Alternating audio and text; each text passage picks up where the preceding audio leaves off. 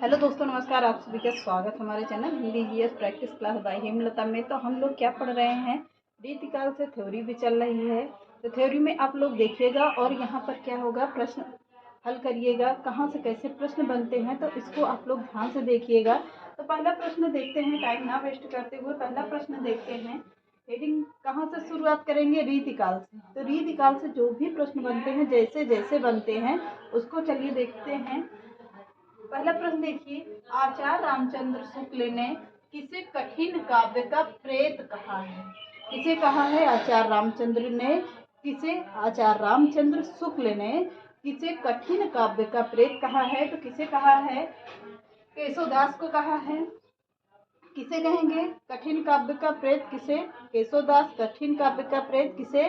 केशवदास के। अगला प्रश्न देखते हैं, भूषण रीति काल की किस काव्य धारा के कवि हैं? भूषण रीति काल की किस काव्य धारा के कवि हैं? तो किस काव्य धारा के होंगे? रीतिबद्ध काव्य धारा के कवि माने जाते हैं। कौन? महाकवि भूषण।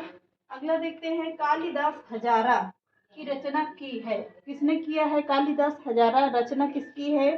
तो स्वयं कालिदास की होगी। कालिदास हजारा की रचनाकार किसने, कौन होंगे? कालिदास होंगे। सुजान सागर के रचनाकार कौन हैं? अब सुजान रसखान से न याद करिएगा, इसके रचनाकार कौन होंगे? घनानंद होंगे। कौन होंगे? सुजान सागर के रचनाकार कौन हैं? घनानंद हैं। अगला प्रश्न देखिए, अष्टयाम किसकी रचना है? तो अष्टयाम किसकी रचना होगी? महाकवि देव की रचना है। किसकी? देव की रचना मानी जाती है। अगला प्रश्न कह रहा है, भूषण को कवि भूषण की उपाधि किसने दी थी? भूषण को कवि भूषण की उपाधि किसने दी थी? किसने दिया था? बहुत ही पूछा जाने वाला प्रश्न है। तो सोलंकी राजा रुद्र शाह ने दी थी। कौन होंगे? कवि को कवि भूषण की उपाधि किसने दी थी? तो सोलंकी राजा रुद्र शाह ने दी थे। अगला देखते हैं और आगे प्रश्न। ज्यादा प्रश्न नहीं हल करवाएंगे, वीडियो लंबी हो जाती है तो आप लोग पढ़ते भी नहीं हो। ऑनलाइनर की तरीके बिल्कुल जल्दी में करवाते हैं आप लोगों को, ताकि आप लोगों को पता रहे कि प्रश्न ऐसे बनते हैं। अगला प्रश्न देखते हैं, गंगा लहरी किसकी रचना है? तो शायद हो गया है, नहीं ये नहीं हुआ। तो गंगा लहरी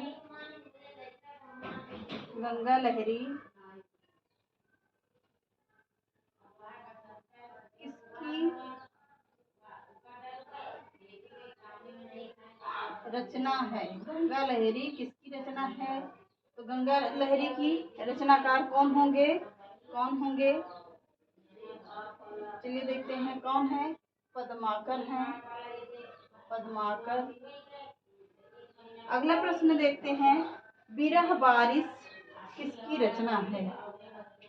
अगला प्रश्न है, विरह बारिश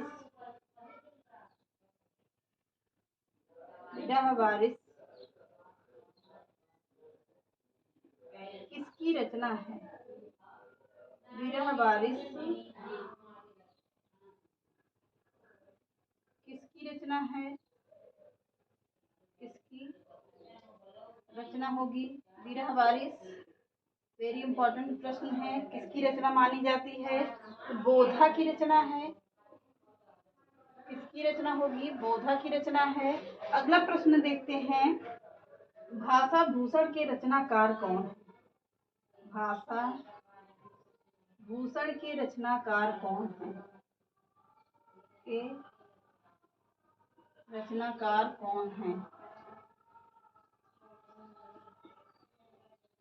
भाषा भूषण के रचनाकार कौन है? तो कौन है? जसवंत सिंह। कौन? जसवंत सिंह होंगे। अगला प्रश्न देखते हैं, जाति विलास के रचनाकार हैं। जैसे जैसे प्रश्न बनते हैं बिल्कुल ध्यान से देखिएगा। जाति विलास के रचनाकार हैं।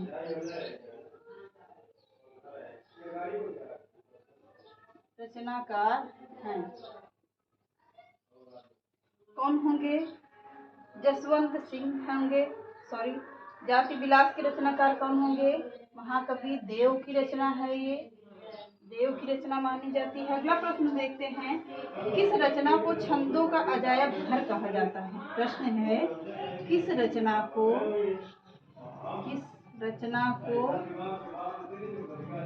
छंदों का अजायब घर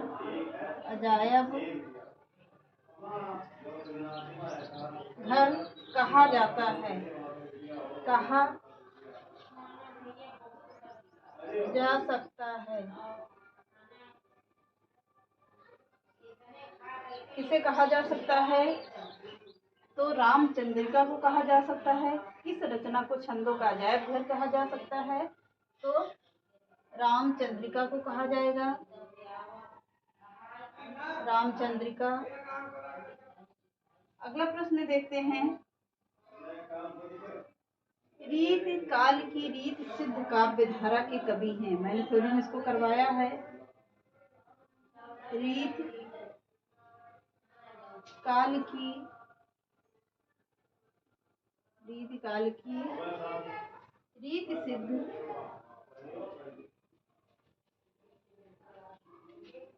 सिद्ध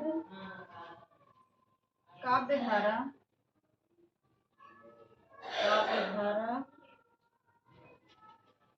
के कवि हैं। कौन होंगे? तो बिहारी जी की रचना है, ये। अगला प्रश्न देखते हैं, भिखारी दास की रचना है।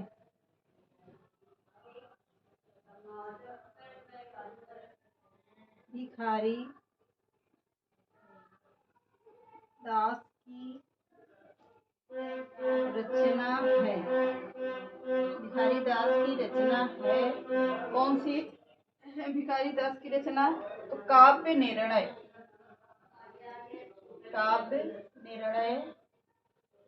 रचना है किसकी? भिखारी दास की रचना है। अगला प्रश्न देखते हैं, पहले इसको देख लेते हैं, गंगा लहरी किसकी रचना होगी? तो पद्माकर की रचना है। गंगा लहरी पद्माकर होगी। बिरह बारिश किसकी रचना होती है? तो बिरह बारिश से बिरह से याद कर लीजिए, बा से बोधा, तो बिरह किसकी रचना होगी? बोधा की रचना है। अगला प्रश्न देखते हैं, भाषा भूषण के रचनाकार कौन है?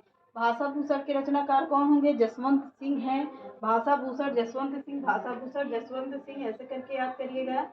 जाति विलास के रचनाकार हैं, तो जाति विलास के रचनाकार कौन होंगे?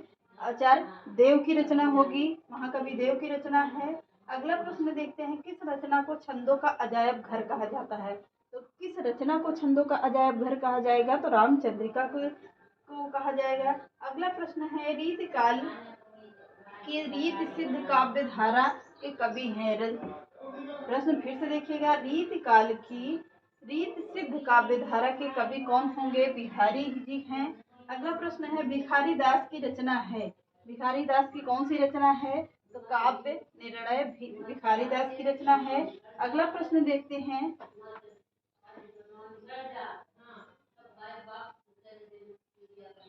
ये हो गए 11 प्रश्न हो गए। तो आगे की रचनाएं देखते हैं कुछ और। अगला प्रश्न देखते हैं, आचार्य रामचंद्र शुक्ल ने रीतिकाल का प्रवर्तक किसे माना है? आचार्य रामचंद्र शुक्ल ने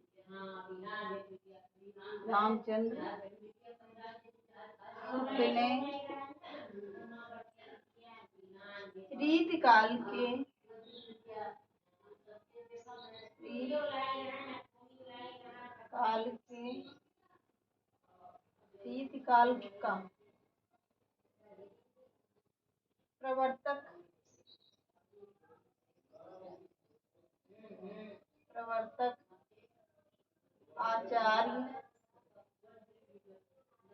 प्रवर्तक आचार्य किसे माना है? आचार्य किसे माना है? चलिए देखते हैं, चिंतामणि को माना है किसे? चिंतामणि, चिंतामणि की रचना है। अगला प्रश्न देखते हैं,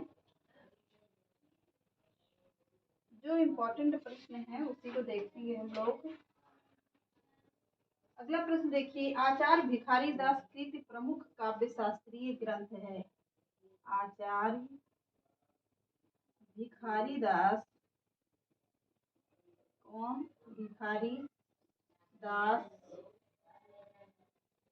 कृत प्रमुख काव्य शास्त्रीय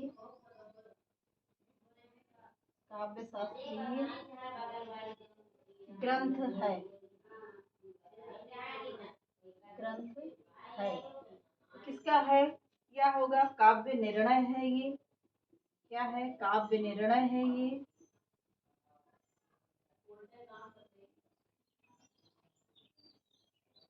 काव्य निर्णय होगा। अगला प्रश्न देखते हैं, कवित्त रत्नाकर के रचनाकार कौन होंगे? कवित्त रत्नाकर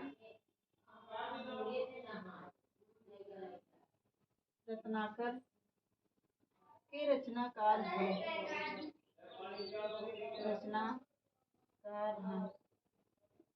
तो कौन होंगे? कवित्त रचना है, सेनापति की रचना है ये। सेनापति की रचना है। अगला प्रश्न है, शिवा बावनी की रचनाकार।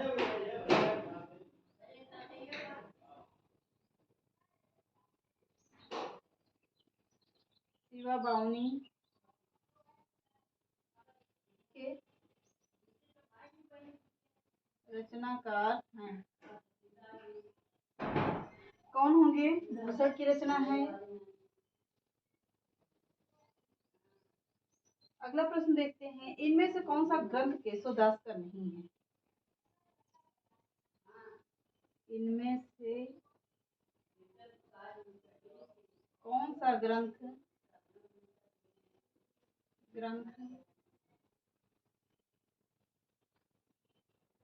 केशव का नहीं है? किसका? केशव का नहीं है। केशव का कौन सा नहीं होगा? ऑप्शन देते हैं। पहला लिखिए, रामचंद्रिका।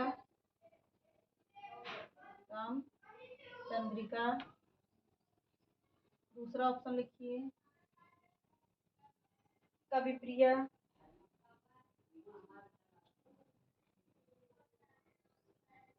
अगली रचना देखिए, विज्ञान गीता।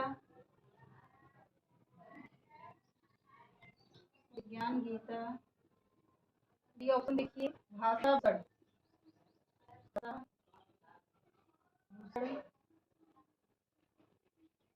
चलिए देखते हैं, आचार्य रामचंद्र शुक्ल ने रीति काल का प्रवर्तक आचार्य किसे माना? रीति काल प्रवर्तक आचार्य किसे माने? चिंतामणि की है।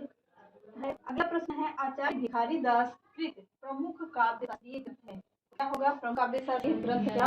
काव्य निर्णय है। अगला प्रश्न, कवित्त रत्नाकर के रचनाकार कौन होंगे? सेनापति हैं। शिवा बावनी के रचनाकार कौन होंगे? भूषण हैं। इनमें से कौन सा ग्रंथ केशव नहीं माना जाता है? तो केशव का कौन सा ग्रंथ नहीं होगा? एक मिनट देखते हैं थोड़ा सा। तो कौन सा नहीं होगा? तो डी ऑप्शन, भाषा भूषण रचना केशव की नहीं है। विज्ञान गीता है, रामचंद्रिका है, कविप्रिया रचना केशव की है, बाकी भाषा भूषण रचना केशव की नहीं है। चलिए बाकी सब समाप्त करते हैं। चैनल पसंद है लाइक कर दीजिएगा, सब्सक्राइब ज़्यादा से ज़्यादा शेयर कर दीजिएगा। नमस्कार।